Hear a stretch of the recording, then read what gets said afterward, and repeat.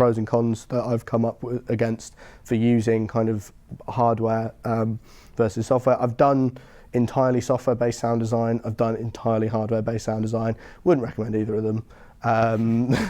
It's best to, having a combination of the two is great. Having the kind of like sonic capabilities and the hands-on approach that you get from hardware, but also with the kind of like super precise editing and ability to recall stuff you get with software is really good. Couple of good things. Like I said, getting a kind of unique sound out of hardware. You might have a keyboard that's got like a broken voice chip, but because of that, it makes this like nuts crackle every time you play a note. Sweet, that's a unique sound. Record that, make the most of it. Don't put it on everything, but really kind of like dive into that sound and kind of tear it apart. The ability to kind of like feed stuff back. Things like no CPU overload.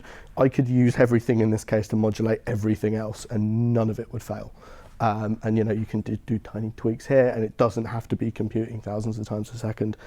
This isn't so much a problem nowadays because laptops are pretty powerful now, but it is an issue you can face, especially if you're doing really, really in-depth sound design. You've got, 200, maybe not 200, but like 20 plugins and effects, and you've got buses and everything going off, and this thing's routing back. You can run into problems by that point.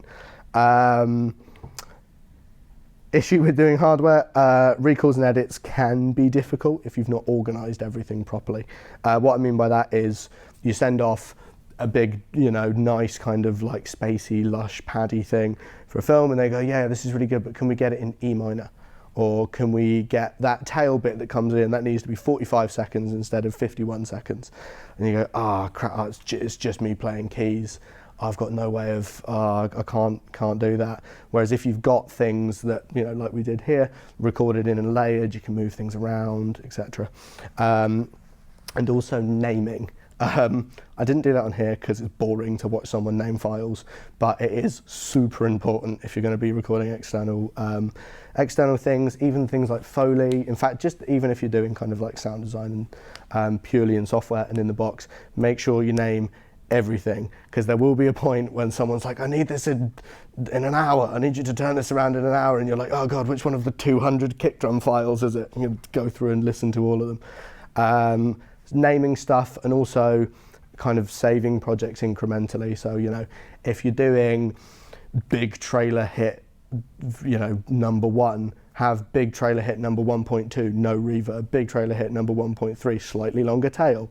Every edit you make, don't overwrite the original, keep those projects kind of as they are, because it will come to a point when you get further down the line, they go, oh, actually we liked revision number 6, we're just going to go with that, and you go, well, I've saved over it, so sorry, it's gone, I can't change it now.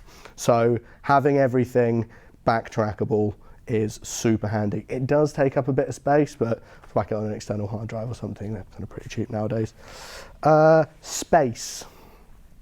We live in Bristol. Rent is mad expensive. You're going to be pretty lucky to have like a big room somewhere that you can use.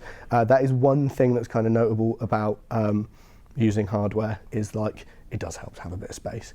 You can do it, everyone's done the kind of like crampy living in a like tiny room trying to make tunes. But it is handy to have space. Maybe don't, just something worth kind of bearing in mind, I guess. And yeah, the cost thing. Lots of people always like to ask me how much money this cost me. Like I said, it's basically all I own. I don't own any software. I got Ableton a long time ago. But if you kind of roughly equate the cost of buying kind of hardware and then looking at maybe kind of like similar within kind of the software realm, price isn't that madly different. And if that's kind of something you're concerned about, there are always ways around it. There are studios available for hire. We're in the process of setting one up at the moment, which is all kind of like vintage synths. You don't have to spend hundreds of pounds buying stuff if there's somewhere that you can borrow them.